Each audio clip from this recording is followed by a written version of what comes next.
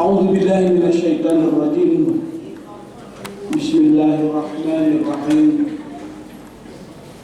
Alhamdulillahilladzi an'amana bi ni'matil iman wal islam. Asyhadu an la ilaha illallah wahdahu la syarika lah. Wa asyhadu anna Muhammadan abduhu wa rasuluh. Allahumma shalli wa sallim wa barik ala nabiyyina Muhammadin wa ala alihi wa ashabihi ajma'in. Bapak Ibu kaum muslimin dan muslimat, para shaimin dan shaimat rahimakumullah.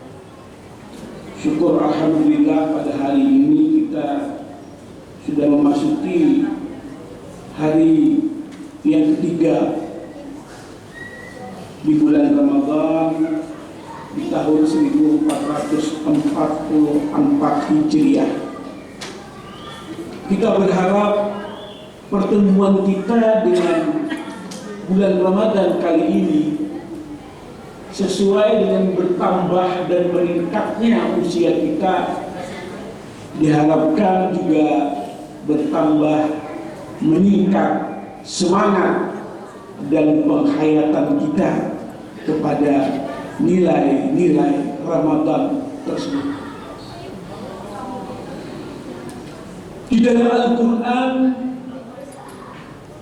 penjelasan atau keterangan tentang puasa yang disebut dengan as-shaum atau as-syam itu disinggung sekitar 14 kali. Dalam hal ini yang menarik, subuh ini kita coba untuk mengkaji tentang makna-makna puasa terutama di bulan Ramadan sebagaimana yang ditawarkan oleh seorang pemikir filsuf Islam, mantan rektor Al-Azhar University, yaitu Profesor Dr. Abdul Halim Mahmud. Beliau di dalam bukunya yang berjudul Asrarul Ibadah, beliau mengatakan bahwa minimal dengan mengikuti dan memahami rentetan ayat-ayat puasa di bulan Ramadan, ada 4 fungsi yang harus kita pahami. Para ulama sebagian berpendapat bahwa ayat-ayat tentang puasa Ramadan itu berkisar dari 183 surat Al-Baqarah sampai 188 juga dari surah Al-Baqarah. Jadi ada sekitar 6 ayat yang bicara tentang puasa Ramadan. 2 ayat bicara tentang penjelasan tata cara siapa-siapa orang yang boleh atau diperbolehkan untuk tidak berpuasa. 1 ayat berbicara tentang apakah orang-orang yang dalam berpuasa di malam hari bisa berhubungan suami istri, fungsi laki-laki dan perempuan dalam rumah tangga, serta batasan-batasan waktu berbuka sampai juga waktu-waktu ketika dia sahur, dijelaskan 2 ayat. Mari kita lihat pendapat dari Profesor Abdul Halim Mahmud. Yang pertama adalah beliau mengatakan dengan mengacu kepada 183 dari surah Al-Baqarah yang berbunyi, ya ayyuhalladzina amanu kutiba alaikumussyam kama kutiba alal ladzina min qablikum la'allakum tattaqun. Beliau mengatakan bahwa tujuan diwajibkannya puasa di bulan Ramadan adalah untuk mempersiapkan seluruh aktivitas kehidupan kita di bulan itu diarahkan untuk membentuk pribadi yang bertakwa.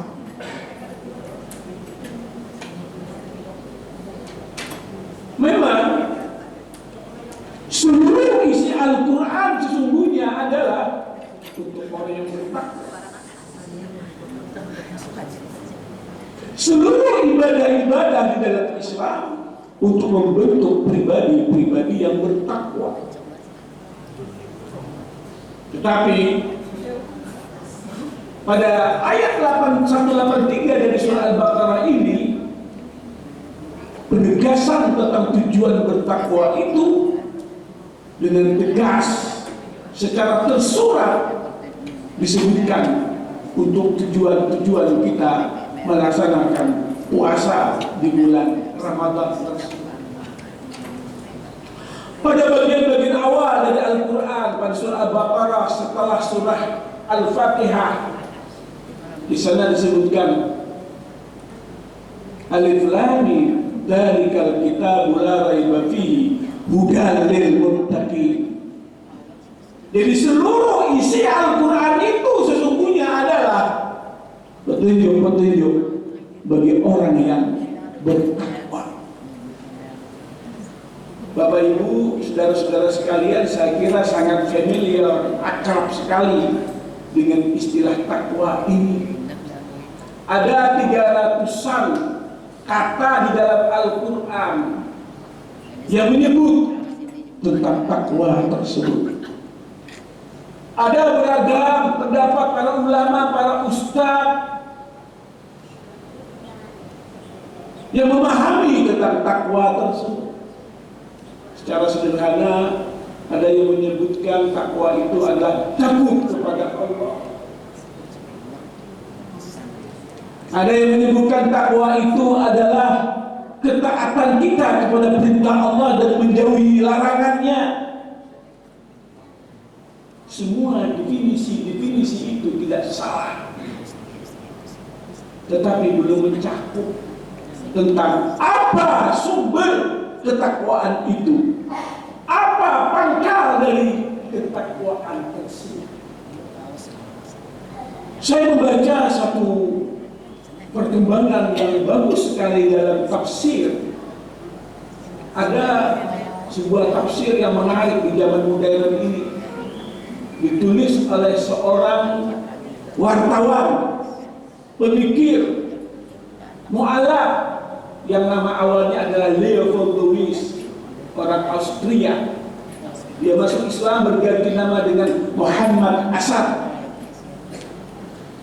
Dia menulis sebuah tafsir modern yang berjudul The Mission of the Holy Quran. Dia menarik, Muhammad Asad ini mengembara dari negara-negara Muslim untuk mengumpulkan manuskrip, mengumpulkan tafsir-tafsir yang bertebaran, mempelajari kosa-kosa kata apa yang menjadi tumpuan seruan-seruan di dalam Al-Quran. Sekitar 3 tahun dia di India, Pakistan, 7 tahun di Saudi, tambah perjalanannya di Maghribi sampai di Indonesia.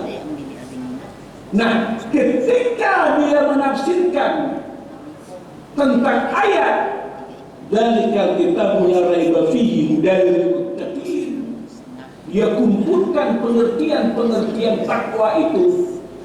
Dia berkata bahwa muttaqin itu ditafsirkan dengan who have adult consciousness.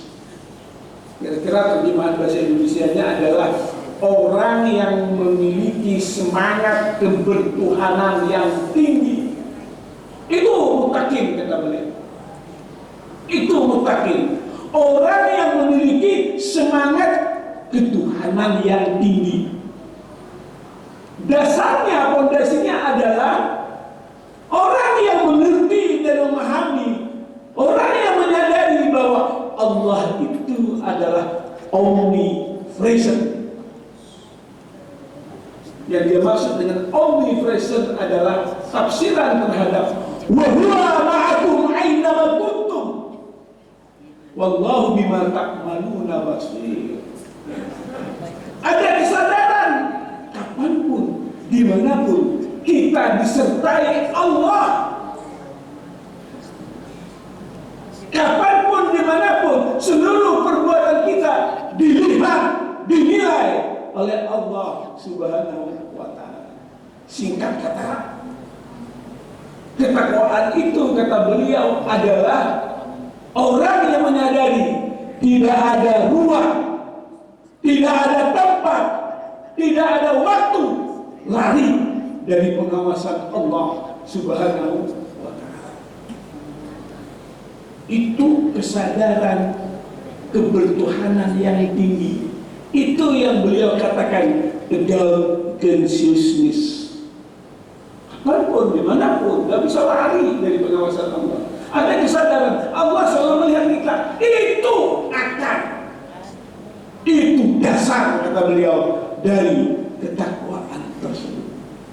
Nah, kalau itu persoalannya, kira-kira pertanyaannya adalah kenapa penekanan tentang ketakwaan itu secara tersurat disebutkan dalam perintah, disebutkan dalam tujuan berpuasa, la'allakum tattaqun. Kira-kira kalau kita kaitkan dengan awal-awal surah Al-Baqarah tadi adalah dzalikal kitabu la raiba fihi hudal muttaqin, lalu dijelaskan kan sesudahnya ada 5 tanda orang yang bertakwa itu. Tanda yang pertama adalah alladzina yu'minuna bil ghaibi. Orang yang bertakwa itu adalah orang yang beriman kepada yang gaib. Paling utama di sini keimanan kepada yang gaib ada keyakinan tentang kehadiran Allah kapanpun, dimanapun juga. Tidak ada ruang dan waktu lari dari pengawasan Allah. Itu yang paling utama. Karena itu puasa sesungguhnya adalah ibadah yang bersifat personal, ibadah yang bersifat pribadi, ibadah yang merupakan rahasia antara hamba dengan Tuhannya. Ada siapa yang tahu tentang kualitas puasa seseorang kecuali Allah. Malah dia si dintuk gagah benar, kadang ada igul-igulnya sehat, di siang panas menggantang kayak gini dia bisa berjalan dengan tenang. Jangan disangka, boleh jadi beliau itu kada puasa. Tapi juga jangan berprasangka beliau itu ada berpuasa. Ada juga orang yang lama tidak ada bersemangat, kita menilai benar tidak berpuasa. Belum tentu. Karena puasa atau tidaknya seseorang rahasia hamba dengan Tuhan. Makanya ada satu hadis qudsi mengatakan as-sawmi wa ana adzimi. Ujar Tuhan, puasa itu untuk aku dan aku yang menjajarnya, aku yang menilainya, karena tidak ada orang yang lain bisa mengenalnya. Ini yang saya sebut puasa di bulan Ramadan adalah ibadah yang sangat personal, sangat pribadi, rahasia seorang hamba dengan Tuhan. Lalu persoalannya adalah kembali kepada ketakwaan tadi. Kalau ketakwaan itu adalah semangat untuk ingat Tuhan kapanpun, dimanapun juga, justru disinilah letak persoalannya, bahwa bangsa kita, kebanyakan dari orang-orang yang mengaku Islam di Indonesia ini ingat Tuhan hanya ketika di masjid, ingat Tuhan hanya ketika dilanggar musola, ingat Tuhan hanya di sajadah. Di parlemen dia ingat Tuhan dia, di kantor dia ingat Tuhan dia, di meja-meja, di dinas-dinas dia ingat Tuhan dia, hanya di masjid ingat Tuhan. Maka banyak keputusan-keputusan perilaku menyimpang dari ketentuan agama, membuat keputusan lupa tentang nilai agama, melarang ini, melarang ini, melarang ini. Kemana nilai-nilai keagamaan diletakkan? Kalau aku seorang muslim. Di sini persoalannya. Kesadaran kita bertuhan, Tuhan bersama kita. Seharusnya dimanapun kita berada, Tuhan ada. Apa yang disebut dengan KKN, penyimpangan pajak, apakah? Karena orang meninggalkan Tuhan hanya di masjid, bisa ada di tempat tugas gak ada Tuhan. Ini kan jauh sekali dari semangat ketakwaan itu. Bahwa takwa itu adalah kesadaran diri kita untuk mengakui, merasakan kehadiran Allah dimanapun kita berada. Karena itu Bapak Ibu dan saudara-saudara, pantas kalau Nabi ketika ditanya ma'aksaru yudkhilul jannah, ya Rasul, apa yang paling banyak membuat orang itu masuk surga? Nabi menjawabnya, at-taqwa ilallah wa husnul khuluq. Ketakwaan kepada Allah yang dibuktikan dengan akhlakul karimah, budi pekerti yang baik. Coba lihat konsekuensi kalau kita merasakan selalu bersama Allah, Allah mengawasi kita, pasti orang kadawani berbuat sesuatu yang tidak diridai oleh Allah. Perbuatan yang diridai Allah pasti akan mengarah kepada pembentukan moralitas yang tinggi. Akhlakul karimah itu sudah jelas dan sangat logis. Tuhan mengawasi terus kok, merasakan Tuhan selalu bersama kita kok. Siapa wani berbuat yang menyalahi dari aturan agama, yang menyalahi aturan moral, gak mungkin. Nabi juga pernah ditanya, ma'aksaru yudkhilunna, apa yang paling banyak membuat orang masuk neraka? Nabi menjawab, al-ajwafani, al-fam wal-faraj. Dua lubang dalam dirimu, mulut dan kemaluan. Mulut dan kemaluan paling banyak mengarahkan orang ke pintu-pintu neraka, ujar Nabi. Karena itu logis sekali, sangat rasional. Kalau kita dalam berpuasa itu minimal paling dasar adalah kemampuan kita untuk mengendalikan dua lubang itu. Kenyataannya dilatih itu dengan sungguh-sungguh karena menghindarkan diri kita dari pintu-pintu neraka. Karena itu Bapak Ibu dan saudara-saudara, ketika orang berpuasa dia memiliki kesanggupan apa? Untuk menahan diri.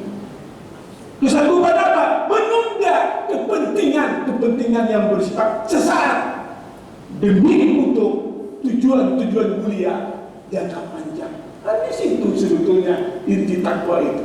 Makanya egoisme tidak bisa berjalan seiring dengan moralitas yang tinggi.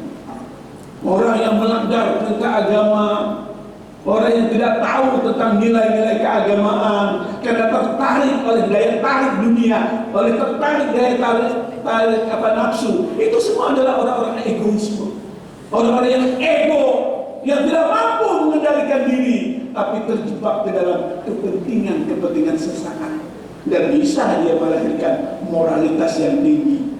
Wajar kalau Allah mengingatkan dalam surah Al-Qiyamah ayat 10, ya Tuhan, kalla bal tuhibbunal ajilah wa tadharunal akhirah. Sungguh celaka orang itu, karena dia lebih mengutamakan kepentingan sesaat, kepentingan jangka pendek, tapi dia melupakan akibat jangka panjang. Ini kan penyakit manusia, Pak. Seakan-akan dalam bahasa kesehatan itu manusia itu sering miopik. Dalam ilmu kesehatan tentang mata, miopik itu kan rabun melihat sesuatu, ada jelas melihat sesuatu. Dia tertawan kepentingan sesaat, dan kepentingan politik, kepentingan jabatan, kepentingan keduniaan, lupa tentang kebenaran agama. Dan ngerti tentang kenapa disuruh berbuka puasa bersama-sama, kenapa disuruh sahur bersama-sama, kenapa banyak menyuruh orang untuk bersedekah di bulan Ramadan. Miopik, rabun mata melihat masalah itu. Di sini persoalannya. Nah, disitulah kembali lagi, kalau begitu silakan membuat definisi apapun tentang takwa, tapi pangkal takwa, dasar takwa adalah who have a God consciousness. Orang yang memiliki kesadaran Tuhan selalu bersama kita, Tuhan mengawasi kita, tidak ada ruang dan waktu lari dari pengawasan Allah Subhanahu wa Ta'ala. Ini bagian pertama kata Syekh Abdul Halim Mahmud, tujuan dari puasa Ramadan. Yang kedua, dengan mengacu kepada surah Al-Baqarah ayat 185, ayatnya berbunyi panjang kan, Syahrul Ramadan alladzi unzila fihil Qur'an hudan lin-nasi wa bayyinatin minal huda wal furqan. Ambil ujung ayatnya. Falitukmilul iddata wa litukabbirullaha ala ma hadakum wa la'allakum tashkurun. Sempurnakan puasamu di bulan Ramadan. Banyak-banyak engkau membesarkan Allah di bulan Ramadan. Mudah-mudahan engkau menjadi orang yang pandai bersyukur. Kita simpulkan, fungsi yang kedua dari puasa Ramadan itu adalah bulan untuk membesarkan Allah, supaya kita menjadi hamba-hamba yang pandai bersyukur. Berdasarkan apa kita membesarkan Allah di bulan Ramadan? Jelas terang. Kita puasa membesarkan perintah Allah, mengecilkan dorongan nafsu. Kita bertadarus di bulan Ramadan, membesarkan kitab Allah, mengecilkan bacaan-bacaan yang lain. Di bulan Ramadan kita banyak berinfak, bersedekah, membesarkan perintah Allah, mengecilkan rasa-rasa kepemilikan kita kepada benda-benda yang bersifat material. Tujuannya apa? Tujuannya adalah la'allakum tashkurun, agar kita mampu menjadi orang yang pandai bersyukur. Saya sering mengemukakan syukur itu menurut versi Imam Al-Ghazali itu ada 3. Satu, asyukru bil lisan. Ini yang paling mudah. Alhamdulillah kita ucapkan dari mulut, dapat nikmat, dapat apapun, alhamdulillah. Itu paling mudah. Kemudian beliau asyukru bil lisan. Naik tingkatan yang kedua, asyukru bil qalbi. Bersyukur dalam hati. Apapun kenikmatan yang kita miliki, apapun keberhasilan yang kita dapat, jangan diaku itu ampun seorang. Kalau pada seorang ada bisa, kalau pada seorang ada jalan, jangan. Asyukru bil qalbi ini adalah gambaran dari pengakuan kita, la haula wa la quwwata illa billah. Kejayaan kita, kesuksesan kita, keberhasilan kita hanya karena pertolongan Allah Subhanahu wa Ta'ala. Itu asyukru bil qalbi. Nah, paling berat yang ketiga, asyukru bil amal. Bersyukur dalam tindakan. Ujar Imam Al-Ghazali, bersyukur dalam tindakan itu adalah mempergunakan seluruh nikmat Allah sesuai dengan tujuan dianugerahkannya kepada kita. Itu Ramadan diturunkan, gunakan dia untuk kepentingan ibadah-ibadah kita. Karena Ramadan diturunkan banyak sekali keterangan hadis yang menyebutkan fungsi-fungsinya. Itu namanya bersyukur atas diturunkannya bulan Ramadan. Yang ketiga, jadi kalau kedua tadi fungsi Ramadan adalah bulan untuk membesarkan Allah supaya kita bisa bersyukur. Yang ketiga adalah mengacu pada Al-Baqarah 186 ayat selanjutnya. Wa idza sa'alaka ibadi anni fa inni qarib. Ujibu da'watad da'i idza da'an. Falyastajibu li wal yu'minu bi la'allahum yarshudun. 186 ini mengatakan, bila ada yang bertanya tentang aku ya Tuhan, katakan, fa inni qarib, aku dekat dengan hamba-Ku. Allah selalu menyatakan kedekatan Dia kepada hamba-hambanya. Tapi karena hanya perbuatan hamba-hambanya, karena dosa hamba-hambanya menjauh dari Tuhan. Malah di ayat yang lain disebutkan, ana aqrabu minkum min hablil warid. Aku lebih dekat daripada urat nadinya sendiri. Itu menggambarkan Tuhan dengan kita. betapa dekatnya kita dengan Allah Subhanahu wa taala. Tapi kadang-kadang kita kadang menyadari tumpukan dosa, tumpukan kemungkaran membuat kita lupa tentang di mana Tuhan itu berada. Padahal Tuhan itu ada di dalam diri kita sendiri. Karena itu Bapak Ibu dan Saudara-saudara, menarik sekali ya kalau kita kaitkan ini dengan drama kosmik, drama alam semesta, peristiwa the doctrine of the fall, kejatuhan Adam dari surga yang dalam bahasa Arab disebut peristiwa al-hubus. Coba lihat.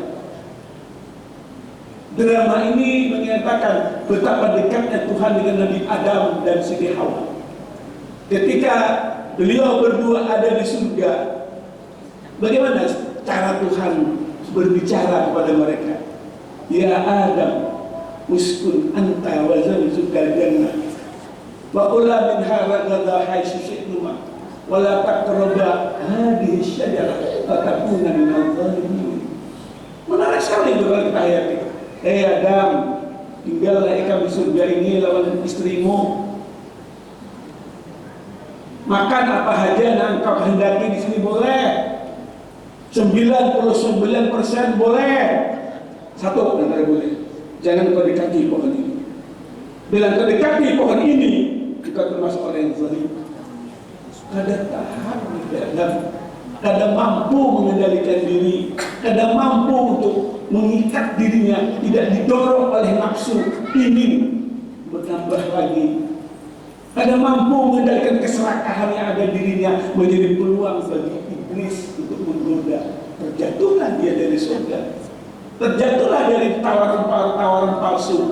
Pohon itu menjadi sarana bagi iblis untuk menggoda. Disebutkan ini syajaratul khuldi, ini pohon keabadian.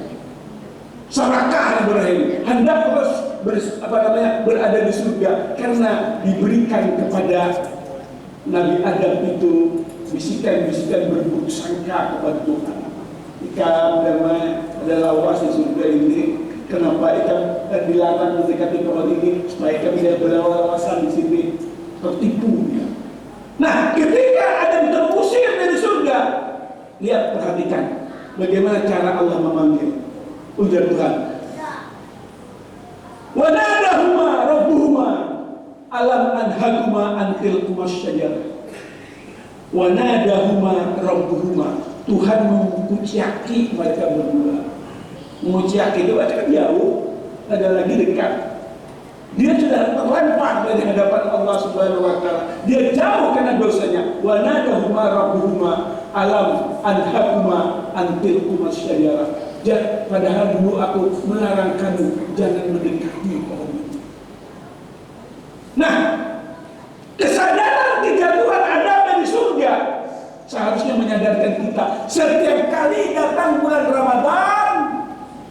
Ingat, nenek moyang kita pernah terusir dari surga. Kenapa? Kada mampu mengendalikan diri. Kenapa? Tertipu oleh rayuan-rayuan iblis. Kenapa? Karena selalu mengikuti dorongan hawa nafsu. Akibatnya jauh dari Tuhan. Dijadikan bulan Ramadan sebagai bulan takarrub, bulan pendekatan diri kembali kepada Allah. Makanya disebutkan wa idza sa'alaka ibadi anni fa inni qarib. Karena fungsi kedekatan hamba dengan Tuhan itulah muncul ujibu da'wat da'i idza da'an. Mustajabnya doa, diterimanya permintaan kita karena kedekatan. Kalau jauh kaulah dikabulkan. Berminta-minta jauh lalu orang yang diminta kawalah, karena dekati dulu orang yang diminta. Tapi cara pendekatannya apa? Bersihkan dosa.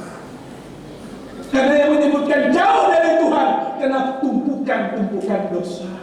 Maka di bulan Ramadan ada bulan pertobatan. Dengan pertobatan kita dekat dengan Allah. Kalau sudah dekat dengan Allah, ujibu da'wat da'i idza da'an. Maka jadi Tuhan ujibu da'wat da'i idza da'an. Bukan siapa yang meminta, tapi syaratnya falyastajibu li wal yu'minu bi. Ikuti dulu perintah aku. Wal yu'minu bi, tingkatkan kepercayaan kepada aku. La'allahum yarsudun, dialah orang-orang yang mendapat petunjuk. Di sini kuncinya Ramadan, kata Profesor Abdul Halim Mahmud. Bulan membakar dosa, bulan untuk mendekatkan diri kepada Allah. Kalau dosa sudah hilang, kalau dosa sudah terbakar, orang dekat dengan Allah. Kedekatan itulah yang lebih syarat dikabulkannya setiap permintaan, setiap doa. Jadi kalau merasa kenapa doa aku pada dikabulkan, masih banyak dosa kalau dalam diri kita. Karena masih banyak dosa dalam diri kita jauh dari Tuhan sebetulnya. Ini clear sekali, ayat-ayat Al-Quran itu rasional, logis, dapat kita paham.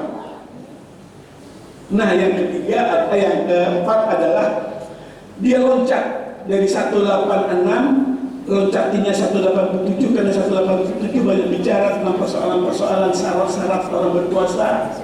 Kemudian 188 ini menarik, ayatnya berbunyi, wala ta'kulu amwalakum bainakum bil batil. Jangan engkau makan harta sebagian dari kamu itu dengan cara yang batil, cara yang ilegal, melanggar hukum.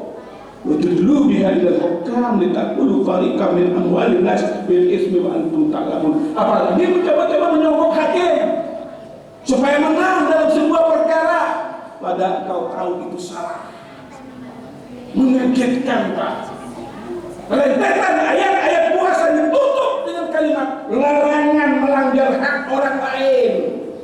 Coba kita lihat ini.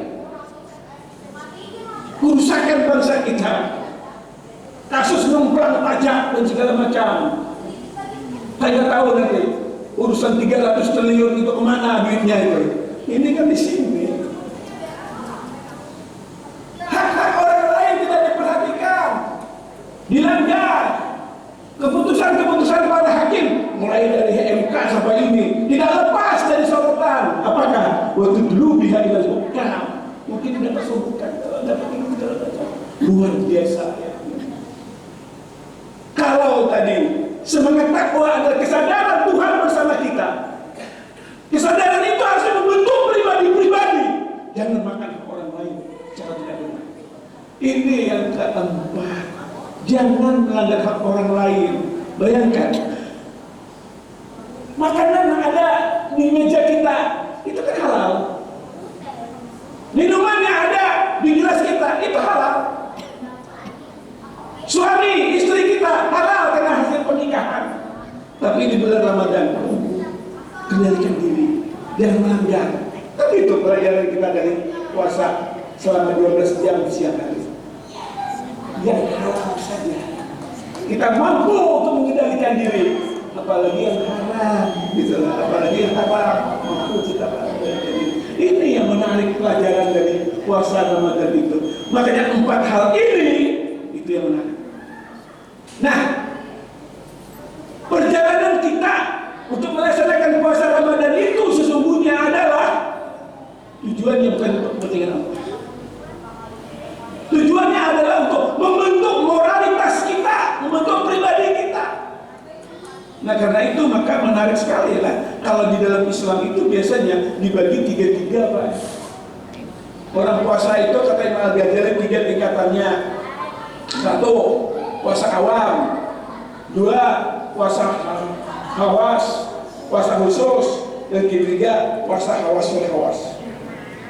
Saya mencoba ya untuk mencoba untuk menggali kenapa beliau membagi 3. Akhirnya saya ketemu di dalam filsafat Islam, diri manusia, pribadi manusia itu ternyata dipahami menjadi 3 unsur.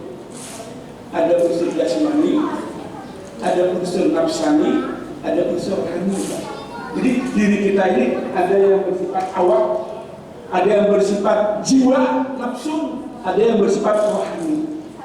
Fungsi roh kan menghidupkan. Fungsi jasad kan adalah wadah di mana hidupnya roh. Fungsi nafsani adalah untuk membuat kita sadar, kita merasa. Nah, karena itu maka juga nafsu dalam diri kita dibagi 3 juga. Nafsu amarah, nafsu lawamah, nafsu mutmainnah. Kalau begitu, mari kita pahami kaitannya dengan puasa. Kalau kita berpuasa secara jasmaniah, itu sebetulnya ada kemampuan kita untuk mengendalikan nafsu amarah. Nafsu amarah yang ada di diri kita, nafsu yang selalu mengarahkan kepada kejelekan. La amaratun bisu', itu dalam surah Yusuf, ucapan dari Zulaikha. Nah, nafsu amarah itu menurut keterangan beberapa para filsuf dan para ahli ada 3 isinya. Nafsu bahimiyah, nafsu sabudiyah, nafsu syaitaniyah. Nafsu binatang ternak, nafsu binatang buas, nafsu syaitan. Itu yang ada di dalam nafsu amarah itu. Makanya nafsu bahimiyah itu hewan ternak itu hendak makan terus. Nafsu sabudiyah itu hendak mengarahkan orangnya dia, orang diterkam. Biar ada lagi musuh, kawan diterkam dalam dunia politik kan gitu. Ada musuh yang abadi, ada lawan yang abadi. Nafsu sabudiyah itu. Dan nafsu syaitaniyah yang licik, menggoda. Karena itu dikendalikan ini. Nah, pola pengendaliannya adalah kita mengendalikan kebutuhan fakal, tidak makan, tidak minum, tidak melakukan gerakan-gerakan seksual. Yang kedua, nafsu lawamah, nafsu yang tahu kebenaran tapi kadang hawa menggawi. Di sini arahnya lebih banyak kepada bagaimana pengendalian indera kita. Nah, karena itu banyak sekali kita temukan di dalam Al-Quran larangan-larangan, misalnya dalam surah Al-Hujurat, la yashhar qaumun min qaumin asa ay yakunu khairum minhum. Jangan engkau menghina orang lain karena mungkin yang dihina lebih baik daripada yang dihina. Ihtanibu katsiran minadh-dhanni inna ba'dadh-dhanni ismun. Janganlah engkau berburuk sangka pada orang lain karena buruk sangka itu adalah dosa. Kita dilarang untuk yura'una. Kalau beribadah, kalau memberi jangan riya, ujub, sum'ah, takabur. Ini pengendalian dari sisi nafsaniyah, pengendalian dari sisi kejiwaan. Nah, yang paling berat itu yang ketiga, hawas. Prosesnya adalah mengarah kepada kependudukan nafsul mutmainnah, jiwa yang tenang, jiwa yang damai. Saya ingin mengutip satu ayat saja tentang ini karena waktu kita terbatas, yaitu surah Al-Mu'minun ayat 60. Siti Aisyah pernah bingung Pak dengan ayat ini. Ayatnya berbunyi, alladzina yu'tuna ma'atu wa qulubuhum wajilatun annahum ila rabbihim raji'un. Dia sudah menggawi apa yang diperintahkan, tapi hati dia masih ketutupan.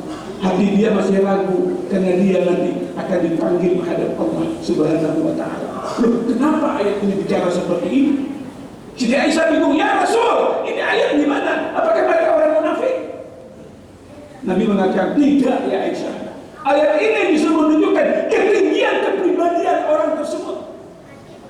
Ayat ini bicara tentang ketinggian nafsu mutmainnah yang ada dalam dirinya. Bayangkan, dia sudah berbuat sesuatu, apapun yang diperintah, digawi. Tapi dia merasa, apakah kira-kira amalku itu diterima oleh Allah di akhirat? Dia jauh dari riya, ujub, sum'ah dan takabur. Dia jauh dari pengakuan bahwa itu hasil dia. Tapi dia, ya Allah, engkau terima atau tidak ini? Makanya di situ disebutkan wa qulubuhum wajilatun annahum ila rabbihim raji'un. Dia masih merasa ragu, kayak apa aku di hadapan Allah, dia terima atau tidak di sini. Nah, ini yang lebih banyak kepada persoalan-persoalan nafsu mutmainnah. Persoalan-persoalan kedalaman keyakinan, iya karena bunuh wa iya karena nasta'in. Tidak ada lagi kemampuan dalam diri manusia untuk berbuat kecuali pertolongan Allah. Kira-kira sambungannya adalah ceritanya ini. Ini orang yang bisa mencapai Lailatul Qadar. Orang yang pendekatannya dengan Allah tidak lagi bicara soal-soal lahiriah, tidak lagi bicara pada soal syariat, tapi dia bagaimana bicara tentang kedekatan diri kepada Allah Subhanahu wa ta'ala. Karena itu maka kenapa Lailatul Qadar dianggap di puluhan terakhir, 10 pertama, 10 kedua, 10 ketiga. Ketika jiwa orang sudah siap, ketika jasmani orang sudah siap, maka dipersiapkan kemampuan rohani untuk lebih dekat lagi kepada Allah Subhanahu wa ta'ala. Kisahnya ada kawal lagi, kadang-kadang logika berpikir bagaimana orang bisa bertemu dengan Allah, merasakan kedekatan dengan Allah, merasakan la haula wala quwwata illa billah. Disinilah sebetulnya pelajaran-pelajaran yang menarik dari puasa Ramadan kalau kita dalam. Mudah-mudahan semakin bertambah usia kita, semakin matang pemahaman kita kepada agama, semakin meningkat penghayatan kita pada nilai-nilai ketuhanan, terutama terkait di bulan Ramadan ini. Saya kira ini yang dapat disampaikan. Mudah-mudahan membawa manfaat, mudah-mudahan membawa dimensi-dimensi baru dalam pemahaman kita kepada puasa Ramadan yang sudah berkali-kali, bertahun-tahun kita laksanakan supaya makin mendekatkan kita kepada Allah Subhanahu wa Ta'ala. Mohon maaf atas segala kekurangannya. Billahi taufiq wal hidayah. Assalamualaikum warahmatullahi wabarakatuh.